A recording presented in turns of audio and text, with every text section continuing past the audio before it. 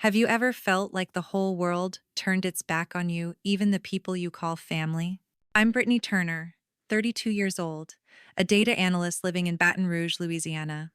You'd think that after a painful divorce, I'd finally find peace in my career. But no, my family has always been the real battlefield. My father, James, a former banker who loves to control everything, never valued my efforts. My mother, Linda, always sides with my older sister, Lindsay, the one who seems to do everything perfectly.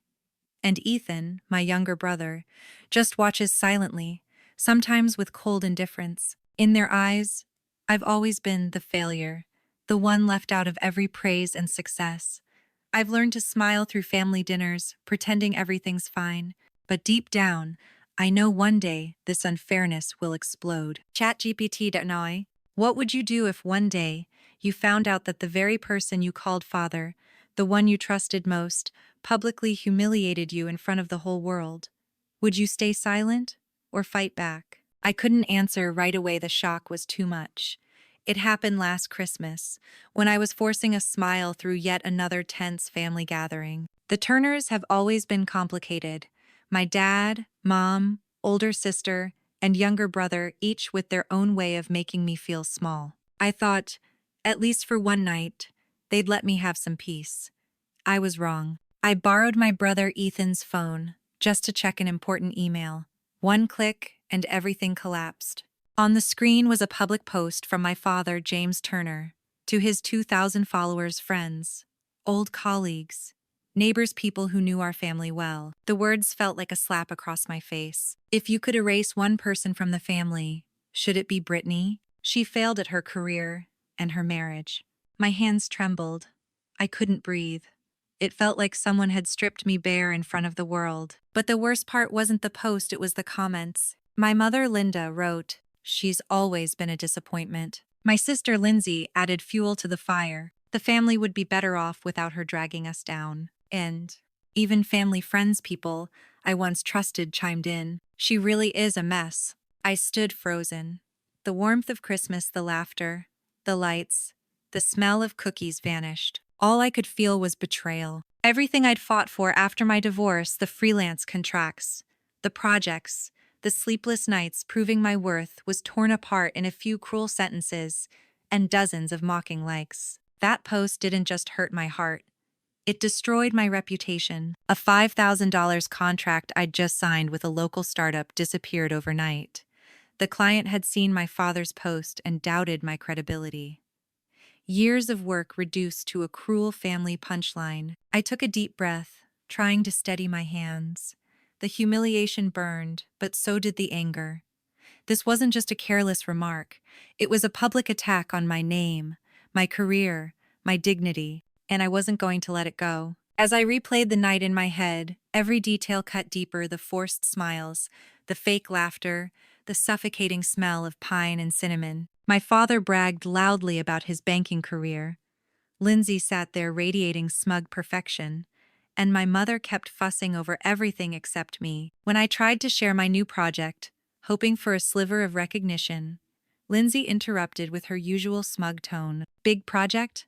We're talking about real journalism here, not soulless numbers." Quote. My mother laughed, not with me, but at me. I held myself together, pretending it didn't matter. But inside, something cracked. I didn't want to cry at the dinner table, didn't want to give them that satisfaction. So I walked away to breathe, and that's when I borrowed Ethan's phone. That's when I found it. Every comment, every like, every cruel word, evidence of how far they were willing to go to erase me. I wasn't a daughter, sister, or family member anymore. Just Brittany the failure.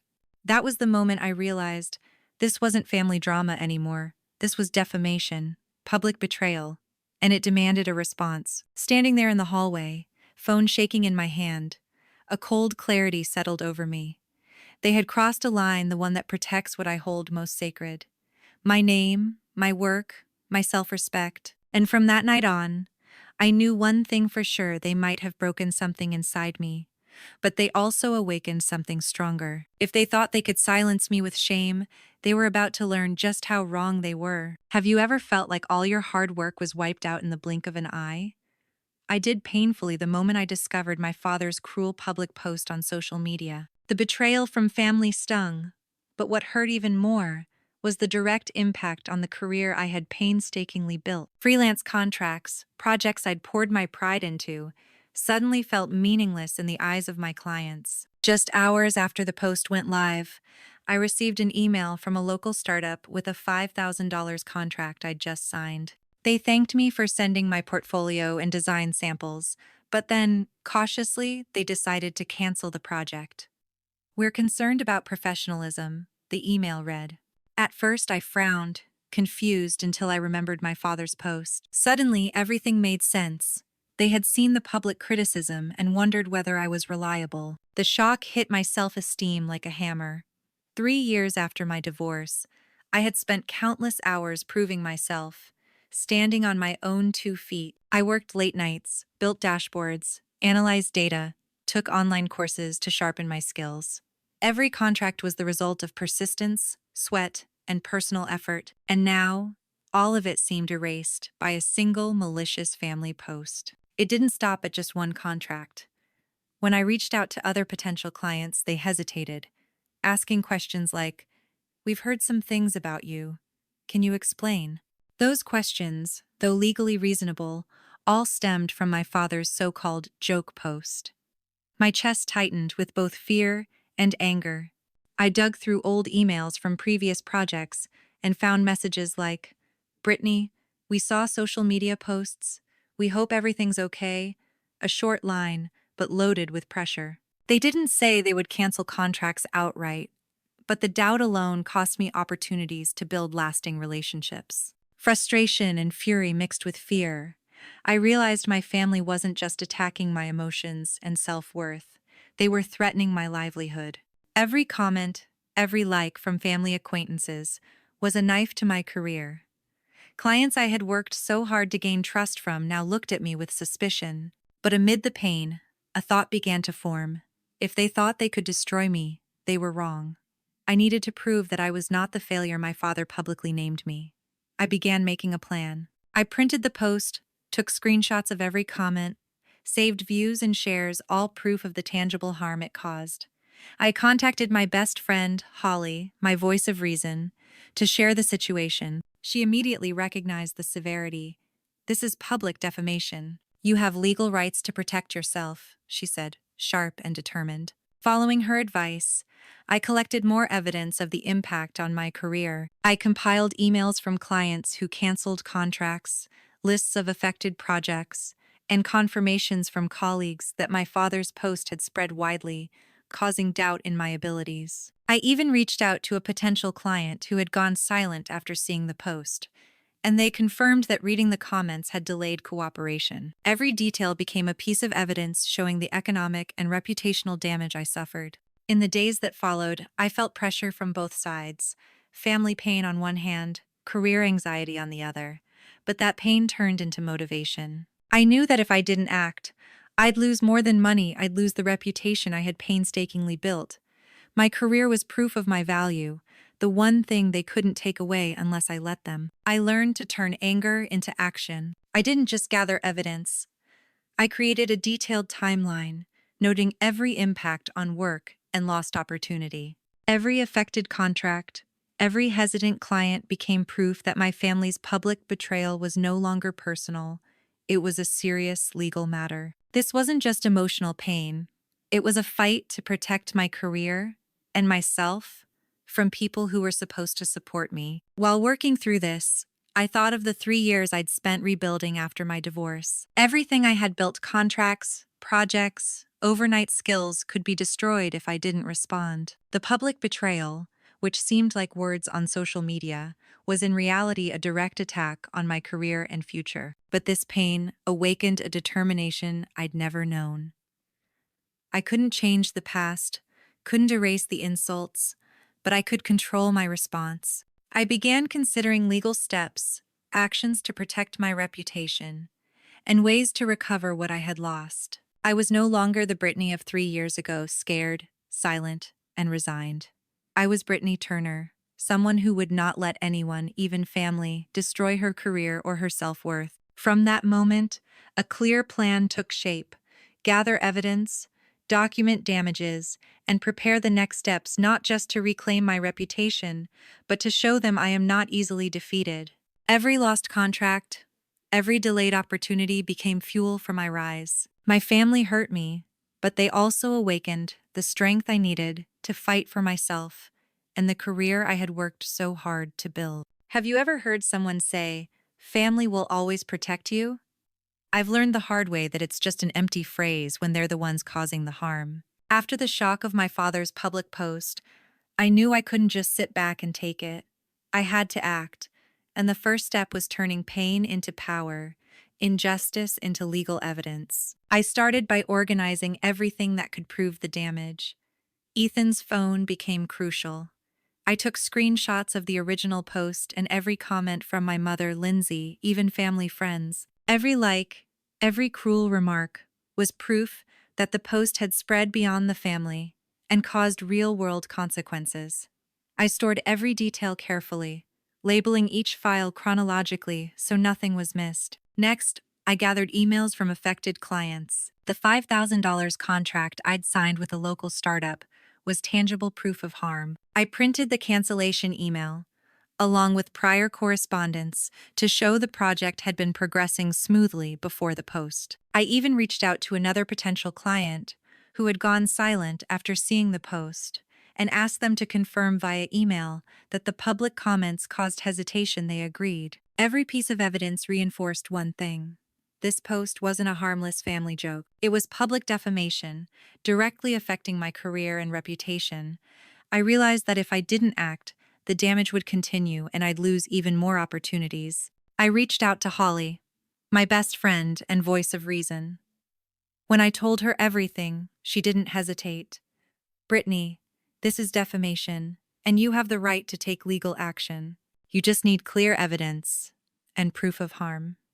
Her words were a light in the darkness, both a legal solution and a boost to my spirit. I wasn't alone.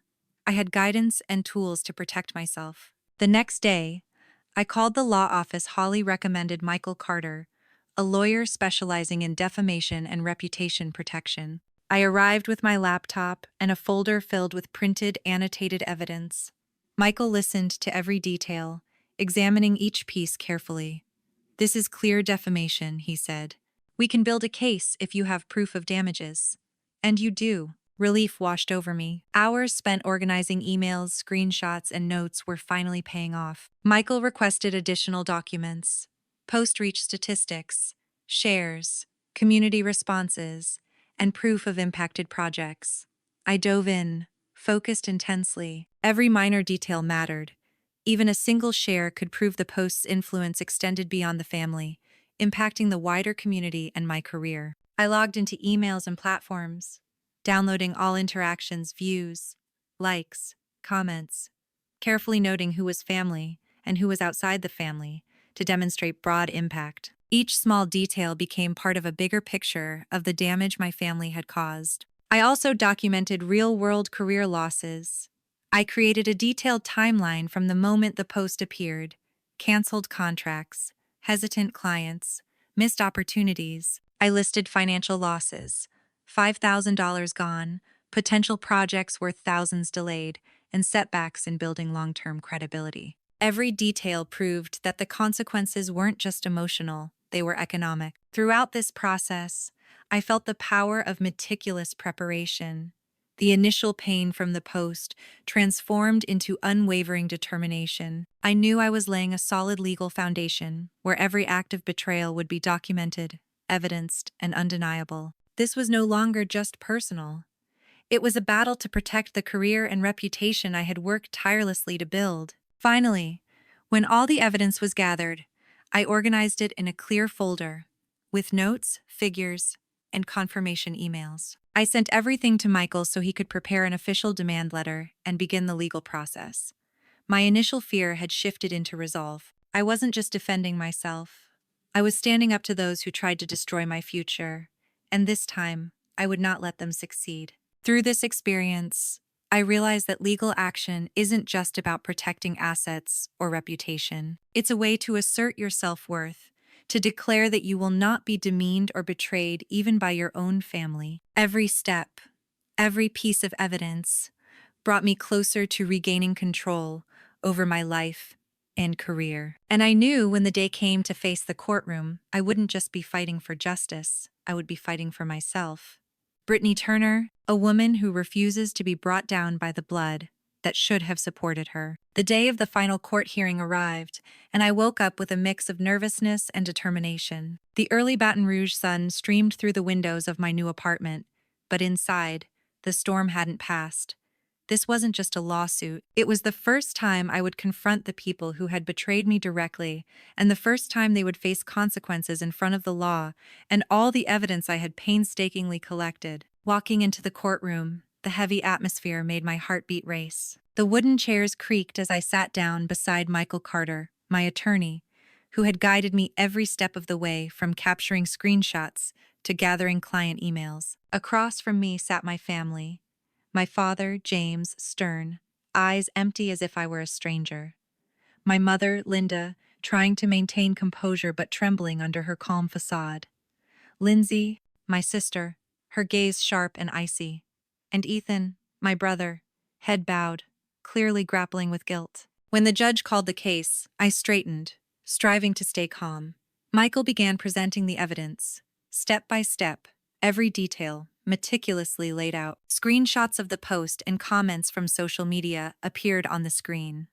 I saw again the cruel words my father, mother, and sister had written. Each comment had once felt like a knife to the heart, but now they were legal evidence, a weapon in my hands. This post, Michael stated firmly, caused real damages to Miss Brittany Turner. It led to the loss of a $5,000 contract and harmed her professional reputation. Emails from clients and colleagues appeared next, all showing that this was no harmless family joke, but a systematic act of defamation. When James stood to defend himself, my chest tightened. I just wanted to spark some fun discussion, he said casually, trying to appear harmless. I suppressed my anger, knowing that his words would be weighed against the objective data Michael had presented. Lindsay interjected, her tone sharp as a blade. Brittany, you're overreacting. It's just a social media post. It's not serious. Heat rose to my face, but I inhaled deeply. I wasn't there to argue.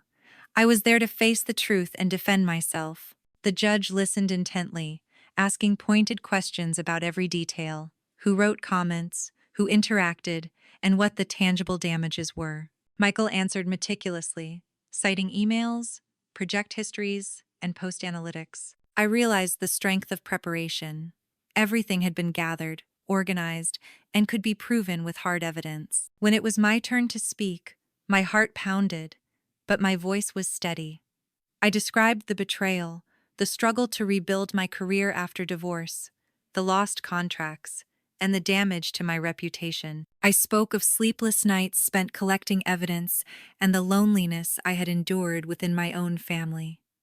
Every word was backed by truth and tangible proof. I didn't complain, I presented, coldly and precisely, how they had deliberately harmed me. Ethan looked at me, eyes full of remorse, but I didn't turn to him. I didn't need forgiveness in this moment. I needed justice. What my father, mother, and sister had done was more than words. It had real consequences. It had damaged a part of my career and the reputation I had painstakingly built. Finally, the judge issued a temporary order. The post must be removed immediately, and James was required to issue a public apology. The harmful comments were also to be deleted. I felt a wave of relief, but I knew this was just the beginning.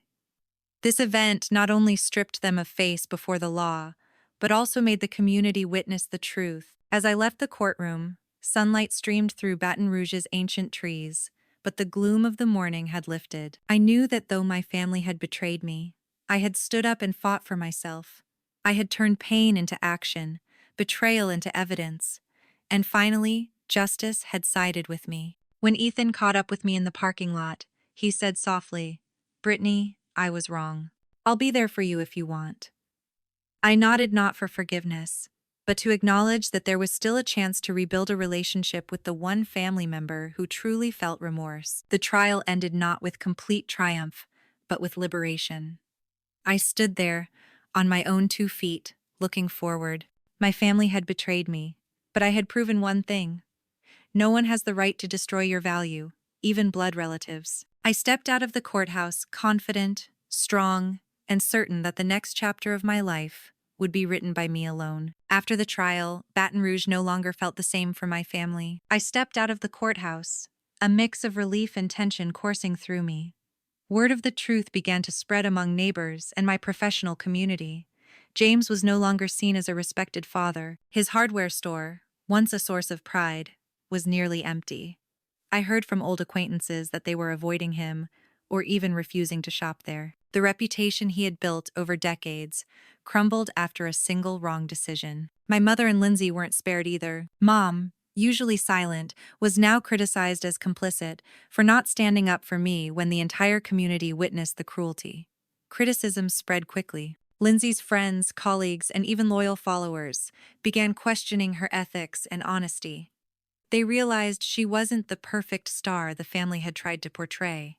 Each time I received updates about declining social media engagement or negative comments directed at them, I felt a small sense of justice, but also recognized that these were just the natural consequences of choosing to side with injustice. For me, the months following the trial were busy but exhilarating. Freed from family pressure, I could finally focus entirely on my work and life. Holly, my best friend, remained my key ally. We met almost every week for coffee, discussed career strategies, and she helped me connect with new clients. Brittany, she said, you didn't just survive, you're thriving.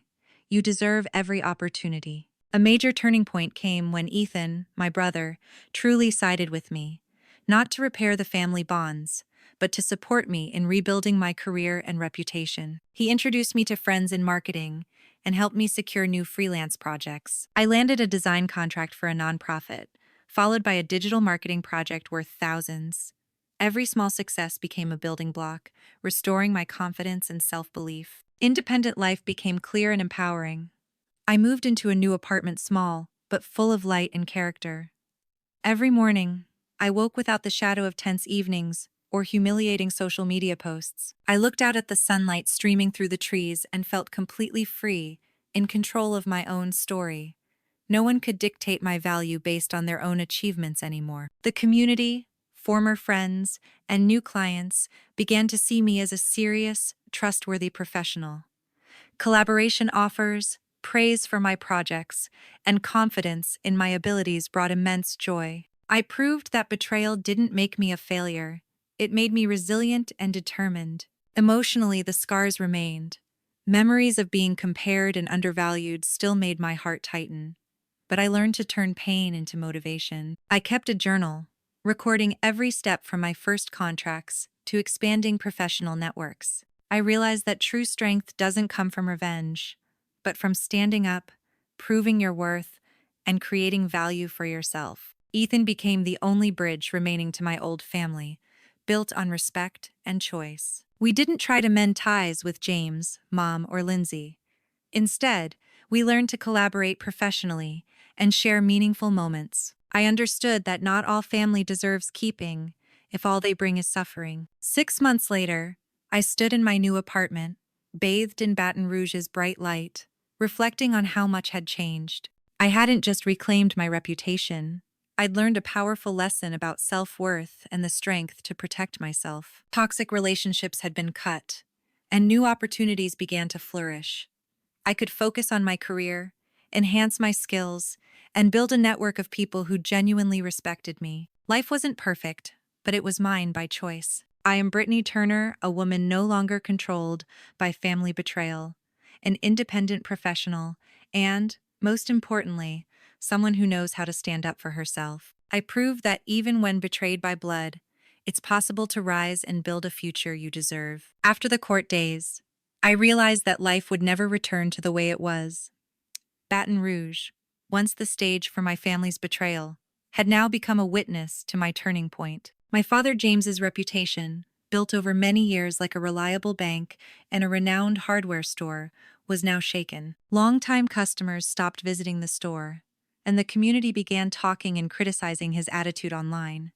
My mother's silence and Lindsay's arrogance also became topics of discussion. Articles about professional ethics, social media comments, or simply community gossip reflected that my family could no longer maintain the perfect image they had once tried to build. For me, the legal consequences opened the door to fully liberate myself from my family's shadow.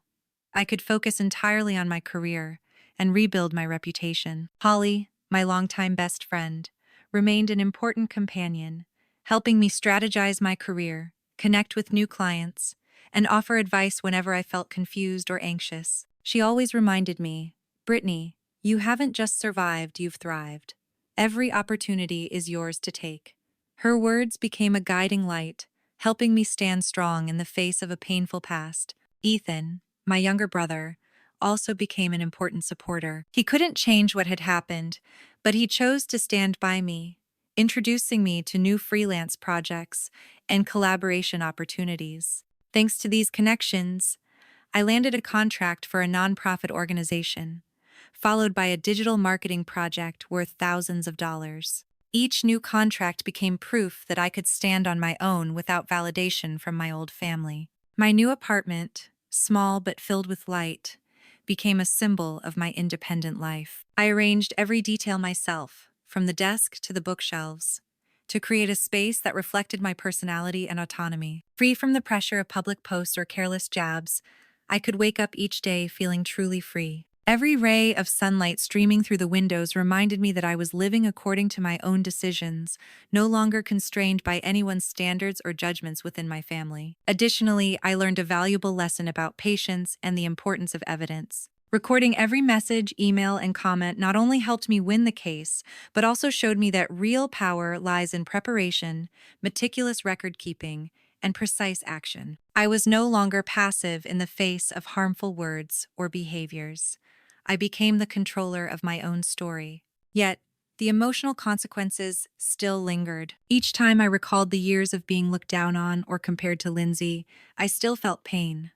But that pain had now been transformed into motivation. I kept a journal, documenting every small success, every new project, every satisfied client, as a reminder that I was capable and deserving. I even began participating in professional forums, sharing experiences on facing career challenges and maintaining personal reputation. My relationship with Ethan, though cautious, was the only remaining bridge to my old family. But we didn't try to repair everything.